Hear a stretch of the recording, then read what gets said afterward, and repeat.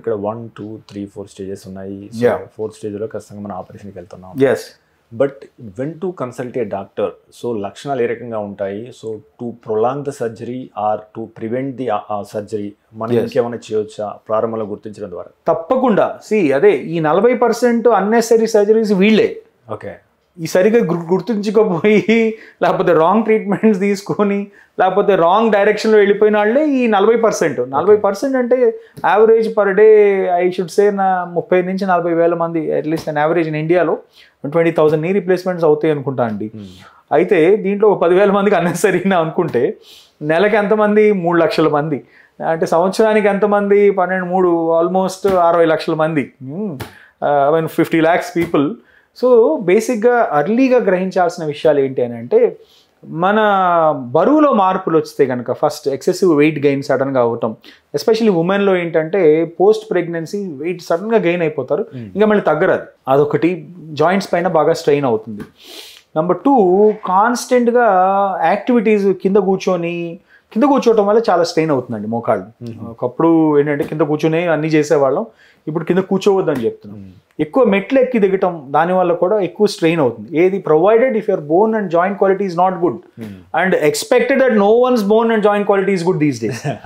Invariably అందరి అట్లానే అయిపోయింది. కాబట్టి వీ షుడ్ థింక్ మన అందరం సిక్కే కాబట్టి కొంచెం వీటిని జాగ్రత్తగా చూసుకోవాలని. ఎస్పెషలీ అబౌవ్ 40 పీపుల్ కొంచెం జాగ్రత్తగా ఉండాలి. ఇనీషియల్ సైన్స్ ఏంటంటే మీడియల్ పెయిన్. మీడియల్ అంటే లోపలి భాగంలో నొప్పులు ఎక్కువ వస్తూ ఉంటాయి. మీడియల్ ఆర్థరైటిస్ కామన్ ఇండియన్స్లో వారస్ డిఫార్మిటీస్ అంటారు. సో ఈ మీడియల్ ఆర్థరైటిస్కి ఫస్ట్ లోపలి భాగంలోనే నొప్పి వస్తుంది. మెట్లు ఎక్కినా దిగినా లేకపోతే కొంచెం దూరం నడిచినా లోపల బాగా నొప్పి వస్తుంది అని అంటారు. దెన్ నెక్స్ట్ ఈ పెయిన్ స్ప్రెడ్ అవుతుంది కొంచెం సెంటర్లోకి, తర్వాత కాలు మొత్తం నొప్పి, తర్వాత స్లోగా డిఫార్మిటీ రావటం.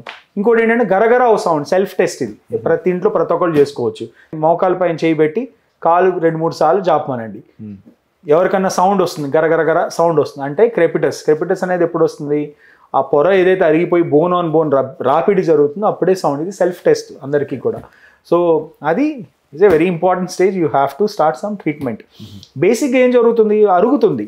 అరిగేదాన్ని మనం లోడ్ తగ్గించాలంటే ఒకటి వెయిట్ మేనేజ్మెంట్తో కానివ్వచ్చు, లేదు అంటే ఆ పొర అరిగిపోయే పొరని ఎట్లా పెంపొందించవచ్చు? కొన్ని ఎక్సర్సైజెస్ వల్ల, కొన్ని మెడికేషన్స్ వల్ల. అక్కడే ఈ మనం అనుకున్నాం కదా PRPs రీజనరేటివ్ స్టేజ్ 1 స్టేజ్ 2కి చాలా బాగా రిజల్ట్స్ వస్తాయి. రిజల్ట్స్ అనేది నాట్ దట్ పోయిందంతా ఏమి రికవరీ అవ్వదు. It is only 14 to 17% is the recovery phase, not beyond that.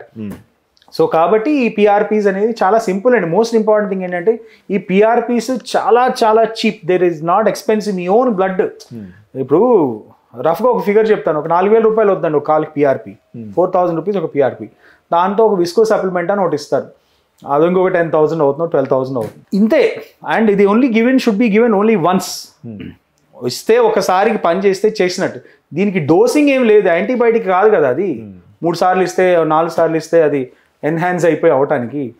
1 shot బాగా పనిచేసినా well and good. Same injection ఒక 1 year తర్వాత ఇవ్వండి, మళ్ళీ 3 months కూడా పనిచేయాలి.